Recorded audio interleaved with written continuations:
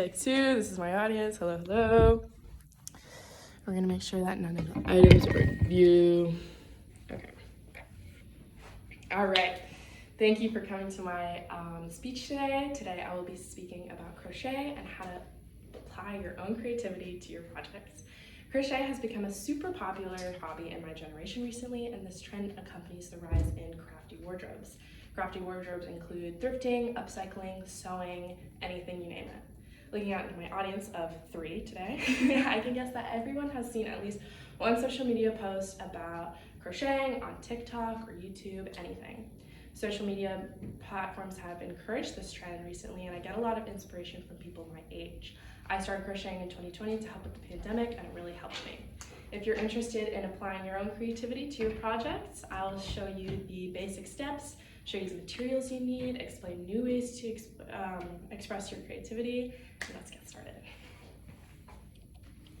So looking at my own sweater, you can see the general shape, the stitches, the colors. This incorporates a lot of current trends in our crafty wardrobes today.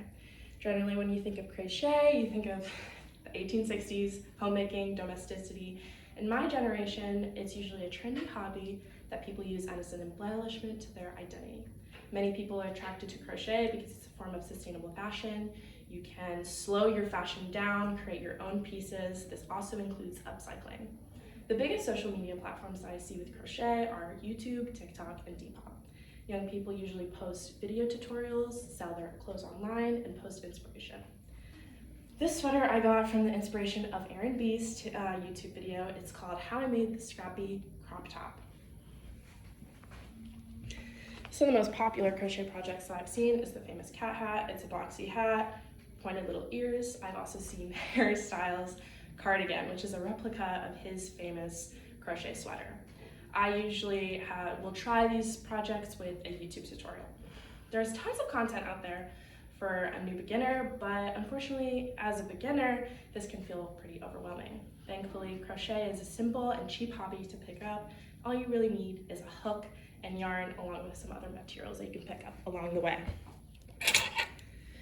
Here I have 3 crochet needles, different sizes, different materials. Looking out onto the crochet hook rack for the first time, it can be pretty scary looking out over your options. I recommend an aluminum hook from 5 to 6 millimeters. Your hook, the bigger it is, the thicker the yarn you will need will be.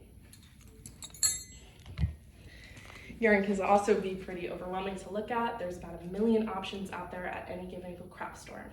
Each yarn will provide a unique texture, color, and shape to your project.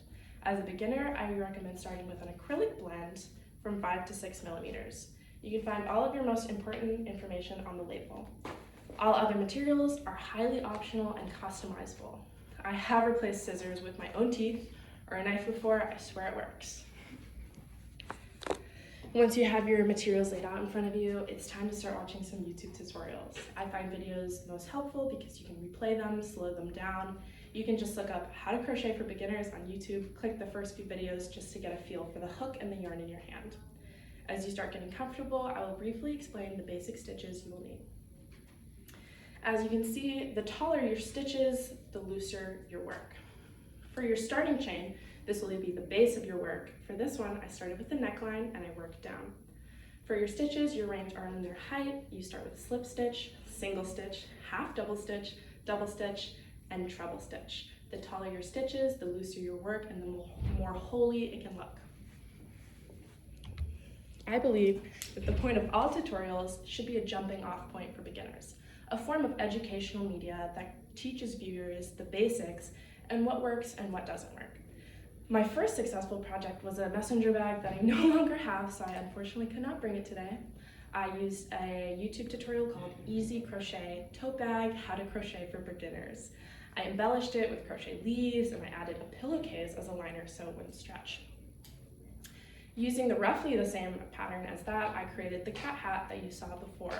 You can use different materials and different patterns for different projects.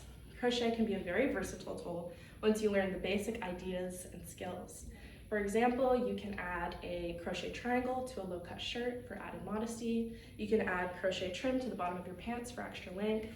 But at the end of the day, I think it's important to remember your own agency when creating a new project. this is your project. I believe that once you collect enough tools in your toolbox in your head, you can create whatever you want. I believe that anyone in this room can create whatever they want with enough practice. And thank you so much for coming with us today. I hope I can get to see your new projects along the way. And any questions, save them for the end. Thank you.